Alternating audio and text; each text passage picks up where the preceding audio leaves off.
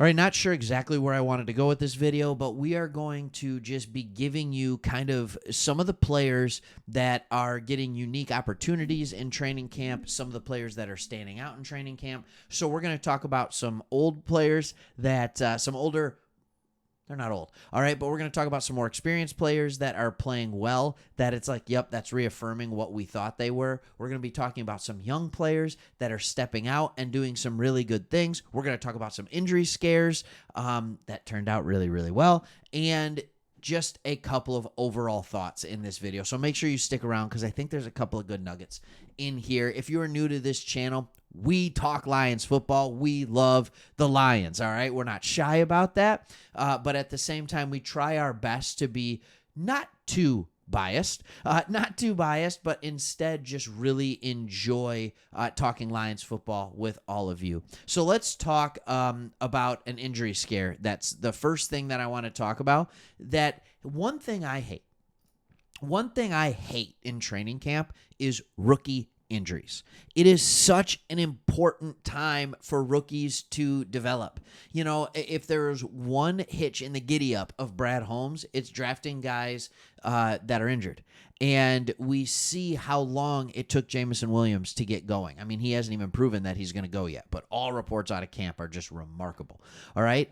He was injured for training camp, and then he missed another one with an injury in his second year. It is such an important time for players because once the season gets going, it's game planning, it's doing all this, and there's not as much time to teach them how to play. All right? There's not as much time to teach them how to play. We saw it with Jameson Williams. We saw it with Hendon Hooker last year. He's still behind the 8 ball when it comes to quarterback play from everything we're hearing. We'll see in the first preseason game in like 5 days. All right, so anyways, we're going to see all that. That's fine. We're going to see it. Now, we've seen it with other players as well. You need to be present. James Mitchell, all right, at tight end. He's on the roster bubble this year. We don't even know if he's going to make it. So when I heard Sione Vaki was hurt because of a shoulder injury, I was scared. All right.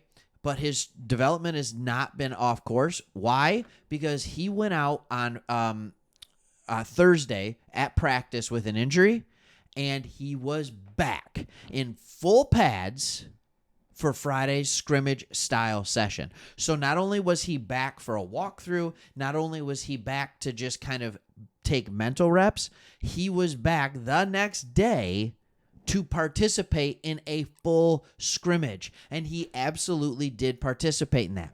Sione Vaki, all right, is the guy that is, I don't know if there's a player right now that needs the reps more importantly than Sione Vaki. And trust me, I will give you the reason why on this. All right, Giovanni Manu is the same. He needs to develop. But he's a year or two out. Sione Vaki, I think there's still a chance that he produces for this team this year, at least in special teams, even possibly when we're talking about just producing for this team coming out of the backfield. He needs to have a full training camp because he was not a full-time running back in college. He didn't play running back till like the last half of his senior season in college. That's why he needs to be there. All right, let's keep it in the backfield for some of the updates portion. All right.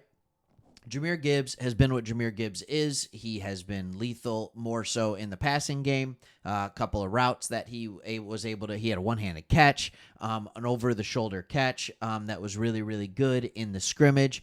But there was another couple running backs that did some good stuff too. Sione Vaki did a wheel route that resulted in a touchdown. All right. Reeves Maben, good linebacker, smart linebacker, cerebral linebacker. He read it all the way. He couldn't do a thing about it. All right? Vaki is still raw. There's a sense he'll still need time, but he flashes these things as a receiver that make you wonder, can he get some of that third down work, especially if, hopefully it doesn't happen, something happens to Jahmyr Gibbs. All right? Rakestraw had another interception, but we're not going to talk about that yet. I want to talk about Montgomery. All right, Monty. I think a lot of us believe or put him in a similar category of Jamal Williams. and think to ourselves that the production for David Montgomery was because of the phenomenal offensive line that we have here in Detroit. I think that is the belief on Monty. And that, you know what, would he be this good if he didn't have this phenomenal offensive line? I'm here to sit here and say that that's not true. That's not true. And he kind of showed that in the scrimmage. There were multiple times where there was nothing there. But his ability to get 3-4 yards, even when there is nothing there, shows how much better he is. All right? Now, last year, was he really good? Yeah, he was really good. All right, was he better than he had been in Chicago for the 4 years previous? Absolutely. All right, in Chicago, the 4 years previous, his highest yards per attempt were 4.3. Last year, he sat at 4.6. His highest touchdown number was 8. Last year, 13. All right, but those aren't things. This is the second time he's eclipsed 1,000 yards. All right, he's eclipsed 200 rushing attempts every single year in the NFL.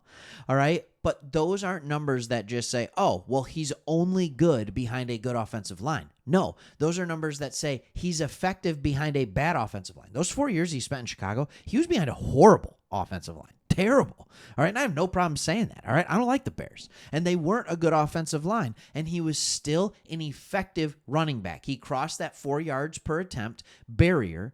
All right, he crossed the 1,000-yard barrier. He was productive with touchdowns. But when he came to Detroit, it just simply got better. And when you're reading the notes and when you're reading what the beat reporters are saying, he's still getting a ton of carries. So those of you who thought that his 220 attempts would turn to 150 and Jahmyr Gibbs' 150 attempts would turn into 220 this year, not so fast, my friends, in the words of Lee Corso. I don't know that that's necessarily going to happen. I think this backfield ran the way it did for a reason, and I think it's going to continue to run that way. I really do. So, yeah, I think, we just have to get used to it. Figure it out. It's fine. All right? We're going to figure it out, and that will be great, and we're going to absolutely love it. All right? Montgomery's good.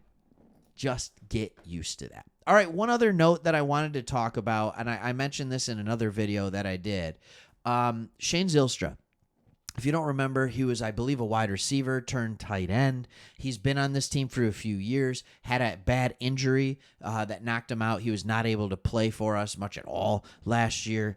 But we re-signed him. We brought him back, and it's like, all right, why are we bringing him back? And he actually received some first-team reps during the scrimmage. All right, that's a good sign for him. Now, Laporta is the unquestioned starter and one of the top tight ends in the game already. All right, Brock Wright, you didn't pay him 3 years, $12 million to not play some with the starters and to be your primary backup tight end. He still is that. But the question is, who's the third tight end going to be? And is it going to be James Mitchell, who we drafted coming off a torn ACL out of Virginia Tech, but we drafted him later, I think 5th or 6th round. He probably would have been a 3rd-round tight end had he not been injured. He's just not getting there. It makes you wonder, with Zylstra now getting first-team reps, is he going to get there? All right, is he going to get there? And that's the question that honestly has to make people wonder. Donovan Peoples-Jones. A lot of us had DPJ, all right, me included, penciled in. Not with a pen, but with a pencil. We had him into making this team and probably being the number 2 outside receiver behind Jamison Williams. All right, we probably would have said, if we had to be betting men, that we would have put money on him. He is firmly on the second team. He is not getting first-team reps. Doris Fountain is getting first-team reps. All right, and Antoine Green is getting first-team reps. Donovan Peoples-Jones is firmly on the second team, and they're saying he's inching closer to the third team. Campbell said he expects more out of Donovan Peoples-Jones and that he needs to take another step.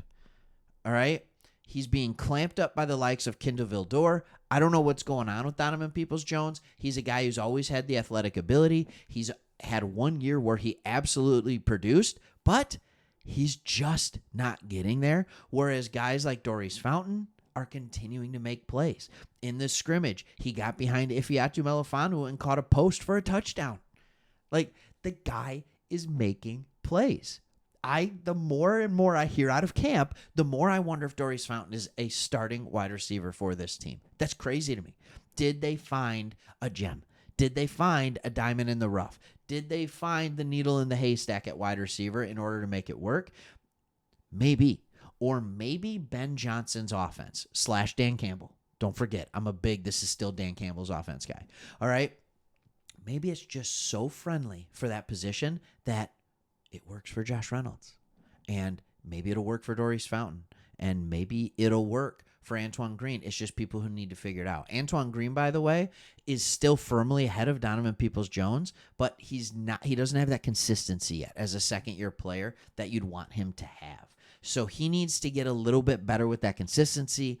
There was one play in the scrimmage where he ran an out route. He got the catch, but then he bobbled it, and by the time he reeled it in, he was open. He bobbled the catch. By the time he actually caught it, he was ruled out of bounds, so it was not a catch.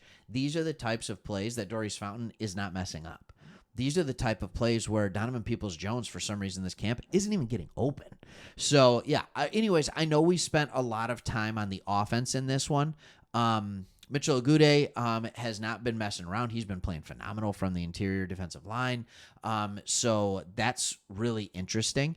Joint practices are coming up next week. When they asked him how he felt about that, he just immediately started smiling. He was so excited to show what he could do. I'm excited to see what he can do. There has been some players doing some pretty amazing things. Out of one of the bummer things, Broderick Martin was getting a lot of reps with the first team early on in camp. He has been losing those. DJ Reader has been out, rehabbing still that torn quad. So he was getting some of those reps, and now they're going to Pecco. So they're giving him to the vet, and he's playing well. And here's, by the way, one of the things that I'm noticing. Basically anybody playing next to Aleem McNeil is playing well. And that's because I think Aleem McNeil is playing even better. That's what we're hearing, that he is an absolute monster out there. And maybe, just maybe, he is improving because they have to spend so much time and attention looking toward him. It is allowing the other defensive tackles to shine. And if you're unable to do it next to him, you're unable to do it. All right. Thanks for watching. Longer video for you here this morning, but wanted to get some good content out for you. Thanks for watching. Lions news every single day. See you on the next one.